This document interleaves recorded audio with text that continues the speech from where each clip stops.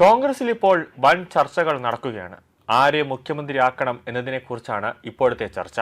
V D സതീശനോ K C വേണുഗോപാലോ അതോ രമേശ് ചെന്നിത്തലയോ ആരാകും എന്ന ഒരു പ്രഖ്യാപനം, അത് ഹൈക്കമാൻഡിന്റെ പ്രഖ്യാപനത്തിനായി കാതോർത്തിരിക്കുകയാണ് രാഷ്ട്രീയ കേരളം. വി ഡിയെ മുഖ്യമന്ത്രിയാക്കണമെന്ന് അനുകൂലിക്കുന്നവർ കേരളത്തിൽ ഒരുപാടുണ്ട്. അത് കോൺഗ്രസിലെ തന്നെ അണികളുണ്ട്, അതോടൊപ്പം തന്നെ പ്രവർത്തകരുണ്ട്, നേതാക്കന്മാരുണ്ട്, എല്ലാവരുമുണ്ട്.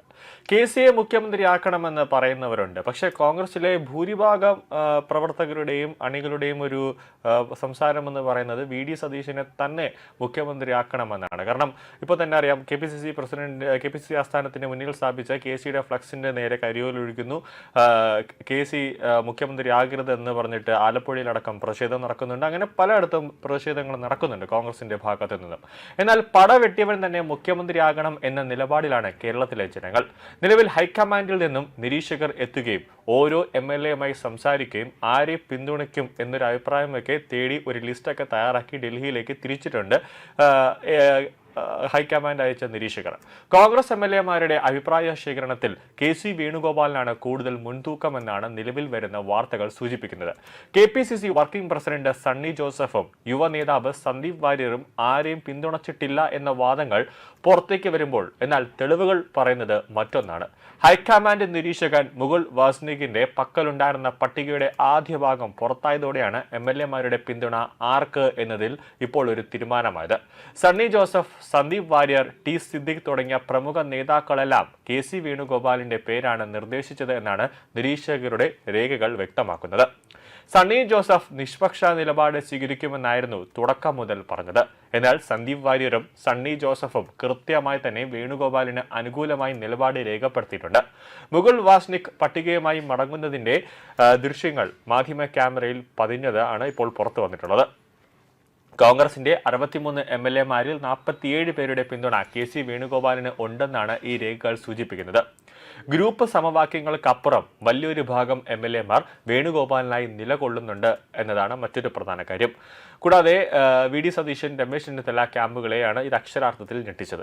IC ബാലകൃഷ്ണൻ MLA-യുടെ നിലപാടാണ് ഏറെ കൗതുകകരം. അദ്ദേഹം കെ സി വേണുഗോപാലിനെയും രമേശ് ചെന്നിത്തലയെയും ഒരേപോലെ പിന്തുണയ്ക്കുന്നുണ്ട് എന്നാണ് പട്ടികയിലുള്ളത്. രമേശ് ചെന്നിത്തലയ്ക്ക് 8 MLA-മാരുടെ പിന്തുണ മാത്രമാണ് നിലവിൽ പട്ടികയിലുള്ളത്. ജനപിന്തുണ ഉണ്ട് എന്ന് അവകാശപ്പെടുന്ന വി ഡി സതീശനാകട്ടെ 6 MLA-മാരുടെ പിന്തുണ മാത്രമേ നേടാനായുള്ളൂ എന്നാണ് പുറത്തുവരുന്ന വിവരങ്ങൾ സൂചിപ്പിക്കുന്നത്.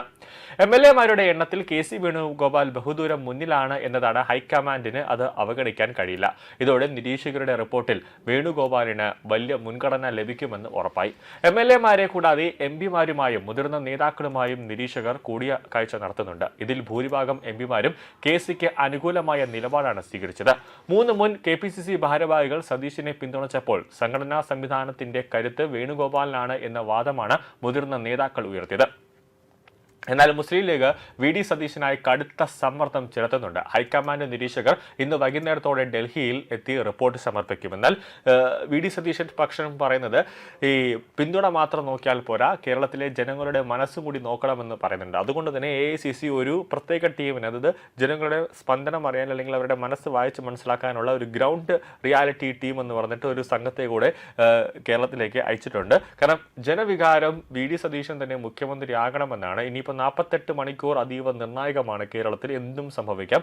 ആര് മുഖ്യമന്ത്രിയാകും? ഇനിയിപ്പോൾ കെ സി വേണുഗോപാലിനെ മുഖ്യമന്ത്രിയായി ഹൈക്കമാൻഡ് പ്രഖ്യാപിച്ചാൽ അത് ചിലപ്പോൾ ഒരു വലിയൊരു പ്രതിഷേധത്തിന് പോകും, അല്ലെങ്കിൽ കോൺഗ്രസ് വീണ്ടും ഒരു പിളർപ്പിലേക്ക് പോകാനുള്ള ഒരു സാധ്യത ഉണ്ടാകും എന്നത് മറ്റൊരു പ്രധാനപ്പെട്ട കാര്യമാണ്. അപ്പോൾ കൂടാതെ മുഖ്യമന്ത്രിമാരും ഒരുപാട് MLA-മാരെ വിജയിച്ചിട്ടുണ്ട്. അപ്പോൾ അതെല്ലാം പ്രധാനപ്പെട്ട MLA-മാരുണ്ട്, അവരെയൊക്കെ മുഖ്യമന്ത്രിയാക്കണം. അപ്പോൾ അങ്ങനത്തെ ചിലപ്പോൾ ചില സമയത്ത് ഈ ജംബോ മന്ത്രിസഭ തന്നെ വേണ്ടി വരും, അല്ലെങ്കിൽ ഈ ചിലപ്പോൾ 2.5 വർഷം കൂടുമ്പോഴത്തേക്ക് അടുത്ത ഒരു പുതിയൊരു ടീം കയറി വരും. അങ്ങനത്തെ രീതിയിൽ പലതരത്തിലുമുള്ള ഒരു നീക്കങ്ങൾ നടത്തേണ്ടി വരുമെന്ന കാര്യത്തിൽ യാതൊരു സംശയവുമില്ല. അതുകൊണ്ടാണ് ഈ 48 മണിക്കൂർ എന്ന് പറയുന്നത് അതീവ നിർണായകമാണ്. ഞായറാഴ്ച വൈകുന്നേരത്തോടു കൂടി മാത്രമേ മിക്ക കാര്യങ്ങളും അറിയാൻ സാധിക്കുകയുള്ളൂ.